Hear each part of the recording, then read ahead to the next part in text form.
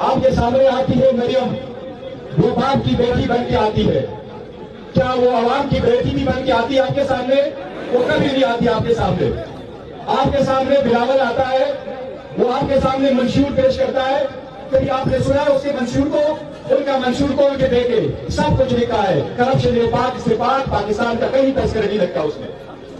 आपने लिखा है हर तरफ इमरान खान साहब का एक विजन है पाकिस्तान के लिए, वो पाकिस्तान की आजादी और खुदमुख्तारी है। हम इदारों का एहतराम करना चाहते हैं, हम इदारों में तफरीका नहीं करना चाहते, हम किसी के साथ नहीं लड़ना चाहते, लेकिन हमारे भी हकूक है उसका भी तहफ़्फ़ुज़ किया जाए। हम चाहते हैं पाकिस्तान तरक्की करे, हम चाहते हैं पाकिस्तान आगे बढ़े, हम चाहते हैं पाकिस्तान में जमहूरियत हो, हम चाहते हैं पाकिस्तान में रियासत मदीना कायम हो। क्या इस बात में भी कोई झगड़ा करेगा? क्या इमरान खान साहब ने कोई चीज अपने घर वालों को दी है? क्या किसी ने आज तक इमरान खान पे करप्शन को साबित किया है?